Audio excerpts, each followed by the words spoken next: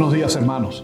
Que la paz y la gracia de nuestro Padre Celestial y de su Hijo Jesús estén con ustedes en esta preciosa mañana del domingo 6 de marzo del año 2022.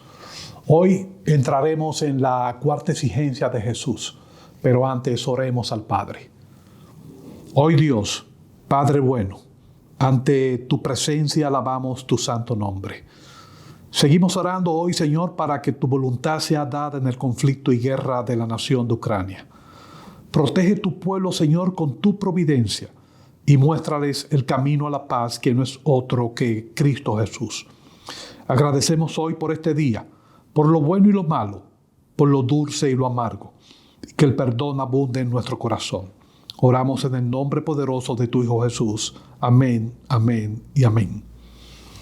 La cuarta exigencia de Jesús es: creed en mí. Para comenzar el mensaje de hoy voy a leer dos versículos bíblicos que tienen que ver con el verbo creer. Ambos están en el capítulo 14 de Juan. El primero está en el versículo 1 y la palabra nos dice lo siguiente: no se turbe vuestro corazón, creéis en Dios, creed también en mí. Y en Juan capítulo 14, versículo 11, leemos lo siguiente: creedme que yo soy en el Padre y el Padre en mí. De otra manera, creedme por las obras mismas. En el sentido práctico, amar significa creer en una persona. Pero voy más lejos. ¿Qué me dice de amar a nuestros enemigos? ¿Podrías tú creer en ellos? La nueva teoría postmodernista dice que el amor no es un sentimiento, porque el amor se ordena. Y en los sentimientos no se puede mandar. Para quien así piensa, el amor debe ser un acto voluntario o una acción del cuerpo sin intervención de las emociones ni los sentimientos. El problema para estas personas es que esta teoría resulta ser falsa desde el punto de vista de las Escrituras. Jesús establece en ellas unos parámetros que resultan ser verdaderos sentimientos. Y no solo eso, Jesús exige que nuestros sentimientos sean unos u otros. Nos pide que nos gocemos en ciertas ocasiones. En el libro de Mateo, en su capítulo 5 y su versículo 12, nos dice lo siguiente: gozaos y alegraos, porque vuestro galardón es grande en el cielo. Nos dice además que debemos de temer a la persona indicada, como lo vemos en el libro de Lucas y su capítulo 12 y versículo 5. Temed a aquel que después de haber quitado la vida, tiene el poder de echar en el infierno. Además, añade que no nos avergoncemos de él. En Lucas capítulo 9, versículo 26, nos dice: porque el que se avergonzare de mí y de mis palabras, de éste se avergonzará el Hijo del Hombre. Los cristianos no solo debemos vivir en la ética del reino, a la vez debemos vivir la emoción del mismo. Y la emoción es un sentimiento. Por eso, la importancia de vivir intensamente las palabras de Jesús cuando dice: creed en mí. Creer en Jesús es aceptar la verdad de su palabra, es confiar en Él. Es algo que humanamente no podrá entender. Para la mayoría de las personas, el sentimiento de creer es significado de ver, de palpar, de oler o de oír. La gran mayoría de los seres humanos nunca, y repito, nunca creerán en lo que no pueden comprobar por sí mismos. De ahí la célebre frase: ver para creer, que ha sido siempre aplicada a Tomás, el discípulo de Jesús. A este no le bastó el hecho de que Jesús se presentara a los otros discípulos cuando él no estaba. Él, Tomás, tenía que verlo, tenía que tocarlo. En el libro del apóstol Juan, en su capítulo 20 y en el versículo 25 nos dice lo siguiente: si no viere en sus manos la señal de los clavos, y metiere mi dedo en el lugar de los clavos, y metiere mi mano en su costado, no creeré. Esas fueron palabras de Tomás. La fe para los cristianos es sinónimo de creer en Cristo, es confiar en Él, es estar firme a las verdades reveladas por Dios. ¿Recuerdan la historia de Lázaro, el resucitado por Jesús? ¿Se recuerdan las palabras a Marta, hermana de Lázaro, dadas por Jesús en Juan capítulo 11, versículo 23? Él les dice lo siguiente: tu hermano resucitará. Y en el versículo 40 del mismo capítulo añade lo siguiente: ¿no te he dicho que si crees verás la gloria de Dios? Jesús le dice a Marta en primer lugar, si crees, y en segundo lugar, verás la gloria de Dios. Jesús no dice ver y después creer. No soy yo quien lo digo, quien lo expresa es el mismo Cristo. Hay que creer para poder ver. Por lo tanto, es hora de invertir la frase, ver para creer. Es creer para después poder ver. Pero no ver infortunios, amarguras, tristeza, aflicción o desesperación. Si cree en Jesús, lo que verás será la gloria de Dios.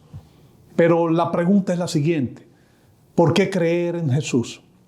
En el Evangelio de Juan, en su capítulo 3 y los versículos 16, 18 y 36, se nos dice lo siguiente: porque de tal manera amó Dios al mundo, que ha dado a su Hijo unigénito, para que todo aquel que en Él cree no se pierda, mas tenga vida eterna.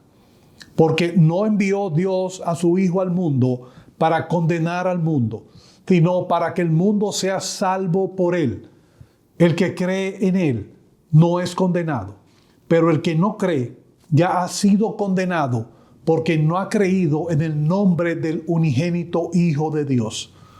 El que cree en el Hijo que tiene vida eterna, pero el que rehúsa creer en el Hijo no verá la vida, sino que la ira de Dios está sobre él. Es maravilloso como el rey David en el Salmo 27 y su versículo 13 nos dice lo siguiente: hubiera yo desmayado si no creyese que veré la bondad de Jehová en la tierra de los vivientes. Nuestra vida transcurre no de manera horizontal o vertical todo el tiempo. En muchas ocasiones hay ondulaciones donde podemos sentir el colapso, el fracaso, la desilusión y las aflicciones de nuestras almas. Y es en esos momentos donde no existe otra esperanza que aferrarse a Dios. De eso era lo que hablaba David cuando escribió este salmo. En todo momento debemos de creer y aceptar aún lo que no podemos ver. Siempre habrá un propósito de Dios para nuestra vida, y ese propósito es el amor. Cuando usted piense que lo insoportable lo agobia, Dios lo hará soportable.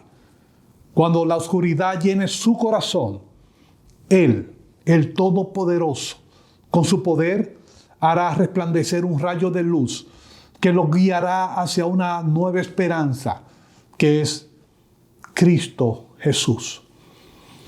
Termino el día de hoy con lo siguiente. Mencioné anteriormente el libro del apóstol Juan, en su capítulo 3 y los versículos 16 al 18 y el 36. Y quiero que observe la palabra cree. En el versículo 16, esta se asocia a la frase: para que todo aquel que en Él cree no se pierda. En el segundo lugar, en el versículo 18, se refiere a dos situaciones. El que cree no es condenado y el que no cree será condenado. El que cree en el Hijo tiene vida eterna, como nos afirman estos versículos. Pero en el versículo 36 de este capítulo 3, Jesús sentencia de manera terrible: pero el que rehúsa creer en el Hijo no verá la vida, sino que la ira de Dios está sobre él.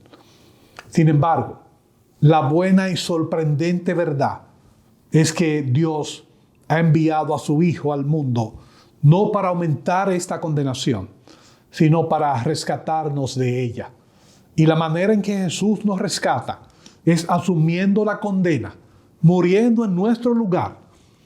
En Juan, en su capítulo 10 y su versículo 11, nos dice la palabra lo siguiente: yo soy el buen pastor. El buen pastor su vida da por las ovejas.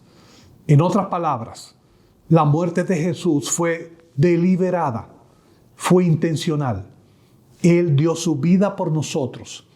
Jesús soportó lo que nosotros merecíamos para que pudiésemos disfrutar lo que Él se merecía, que no es otra cosa que la vida eterna. El rescate de la condenación va atado a vida eterna. Él no es simplemente un rescatador de un hecho fortuito. De lo que hablamos es de tu vida. Ese rescate es experimentar lo que Dios representa para nosotros en la vida del propio Jesús, según revelada. Yo sé que todos hemos oído y hemos hablado de la vida eterna. Pero si en este momento yo le preguntara lo siguiente: ¿qué es la vida eterna? En el silencio de su habitación, ya sea en su casa, en su carro o donde se encuentre en este momento, ¿cuál sería su respuesta? La respuesta no es mía y la respuesta no será suya tampoco. La respuesta es del propio Jesús y lo manifiesta en el capítulo 17, versículo 3 del libro del apóstol Juan. Nos dice lo siguiente: y esta es la vida eterna, que te conozcan a ti, el único Dios verdadero, y a Jesucristo, a quien has enviado. Todo se basa en conocer y creer en Jesús y en Dios. Y de esta manera lograrás lo que todo ser humano anhela encontrar desde el principio de los tiempos: vida eterna. Que el Señor los continúe bendiciendo en esta mañana, hermanos.